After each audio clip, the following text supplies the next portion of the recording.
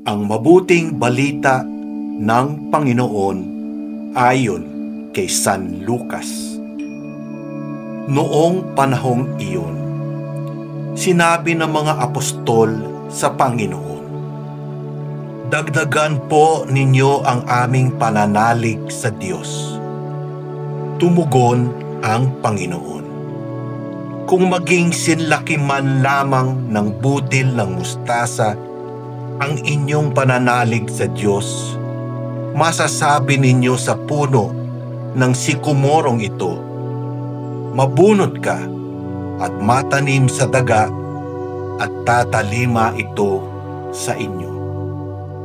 Ipalagay natin kayo'y may aliping nag-aararo o nagpapastol kaya ng tupa. Pagkagaling niya sa bukid, sasabihin ba ninyo sa kanya, 'Halika, nang makakain ka na?' Hindi.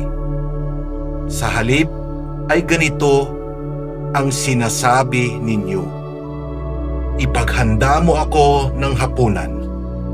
Magbihis ka at silbihan mo ako habang ako'y kumakain. Kumain ka pagkakain ko.' Pinasasalamatan ba ang alipin dahil sa ginawa niya ang iniutos sa kanya? Gayon din naman kapag nagawa na ninyo ang lahat ng iniutos sa inyo, sabihin ninyo, 'Kami mga aliping walang kabuluhan, tumupad lamang kami sa aming tungkulin.'" Ang mabuting balita ng Panginoon. Pinupuri ka namin, Panginoong Hesukristo. Sapat na ang karampot na pananampalataya.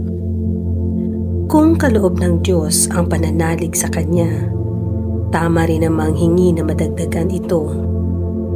Pero ilagay natin ito sa pang-araw-araw na karanasan.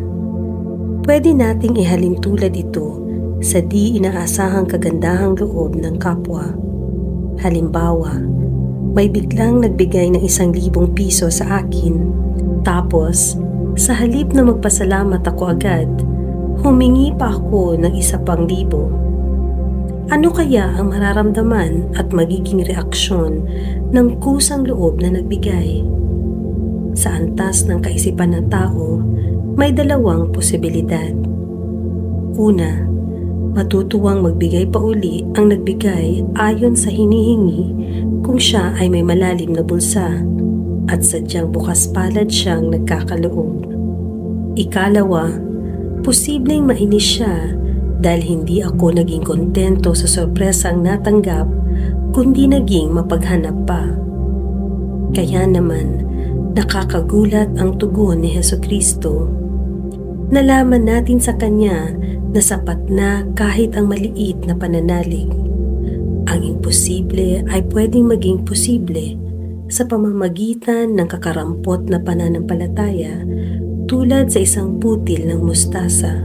Naroroon na ang lakas at kapangyarihan ng Diyos sa kislap pa lang ng apoy na nagiging maalab na pananampalataya kapag niyakap at inangkin. Tulad ito ng isang fertilized egg cell na taglay na ang lahat ng genetic information ng isang tao. Gayon din nga ang pusong bukas sa pag-ibig ng Diyos na pinananahan ng handog na pananalig kasing liit man ng binhi ng mustasa. Mula dito, dumadaloy ang mga posibilidad para maghari ang kalooban ng Diyos sa mga mumunting sulok din ng ating mundo. Posible ito sa konteksto ng relasyon natin sa Diyos. Ang tunay na pananalig ay palaging nasa konteksto ng pag-ibig.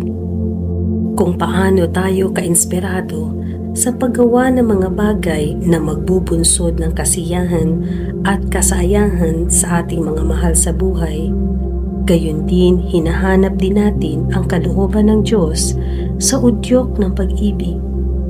Sa pagtugon sa pag-ibig ng Diyos, ang pananampalataya ay tumutulak sa paghahanap palagi sa kaloobang ito para makita, makilala at mayakap ang kanyang plano ng kaligtasan sa bawat sitwasyong kinalalagyan. Sa ibang salita, ang pananalig ay nagiging daan kung paano magmamahal at patuloy na magmamahal sa lahat ng pagkakataon. Uunahin ang kalooban ng Diyos sa lahat ng pagkakataon dahil ang kalooban ng Diyos ang siyang pag-ibig ng ating pagkatao. Tayo ang unang nakikinabang sa pagsunod sa landas ng Diyos. Pasasalamatan ba tayo ng Diyos kapag ito'y ating nagawa? Ayon sa talinghaga, hindi. Pero tiyak ang kanyang kaluguran at kasayahan. Sa pagsasagawa at pagsasabuhay ng kanyang kalooban, nasusunod natin ang halimbawa ni Kristo, napapalapit tayong lalo sa kaganapan at kabuuan ng ating pagkatao. Ang lahat ng ito ay nag-uugat sa pananalig maging kasing liit man ito ng binhi ng mustasa.